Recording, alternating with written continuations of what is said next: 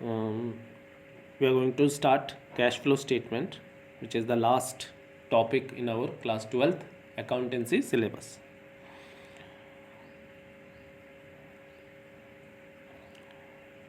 So, a cash flow statement provides information about the historical changes in cash and cash equivalent of an enterprise by classifying the cash flow, that is inflow and outflow, into operating three categories. Okay, first is operating, investing and financing activity. I am repeating the definition.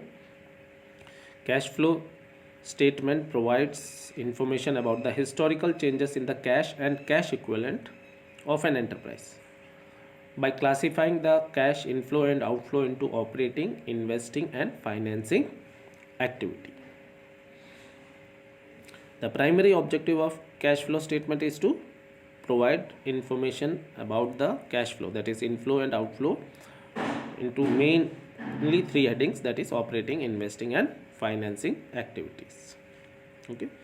Now this line is important. Cash flow implies movement of cash in and out due to some non-cash items. Okay, like building is purchased and cash is going out, that will be outflow of cash. But if we are depositing cash into bank, that will not be considered as cash flow. Okay, so the meaning of cash and cash equivalent. Cash includes cash in hand and demand deposit with bank. Cash equivalent means highly liquid investments that are readily convertible into known amount of cash and which are subject to insignificant risk of change in value. Okay, highly liquid investments which can be easily converted into cash. Now an investment normally classifies as cash equivalent if it has a very short maturity, say 3 months, but the investment in shares will not be considered as cash equivalent. Okay,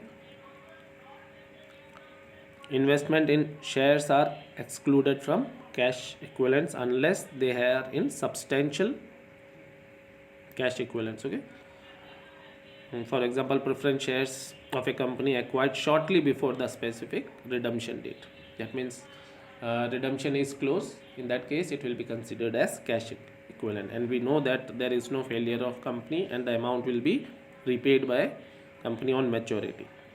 Similarly, short-term marketable securities which can be easily converted into cash will be treated as cash equivalent. Now the meaning of cash from operating activity. The main revenue generating activity is known as operating activity. Like for Tata Motors, manufacturer of automobiles and selling, it is operating activity. For a transport company, buying of truck or bus will not be considered as operating activity. It will be considered under investing. Okay, few examples of cash inflow from operating activities is cash receipts from sale of goods and rendering of service, cash receipts from royalty fees and other revenues. Okay, then outflows are cash payment for goods and services, salary to employees, insurance payment. Okay, claims we are making the payment, then income tax we are making the payment, which is not related to financing and investing. Okay, then cash from investing activities, these are considered no when a asset is acquired or asset is disposed. Acquisition and disposal of long term assets will be categorized under investing activity. Outflows, like we are acquiring fixed assets, we are acquiring shares or warrants, debentures.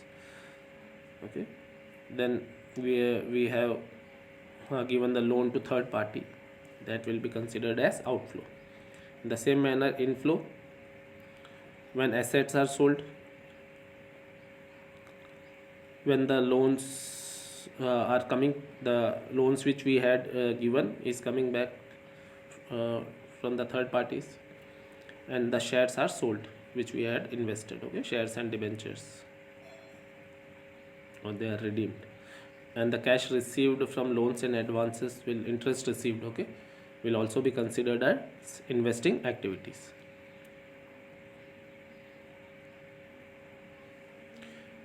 cash from financing activity. Okay.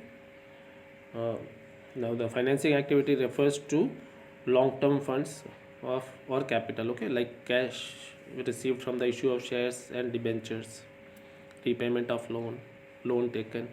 So inflow from financing activity, issue of shares and debentures.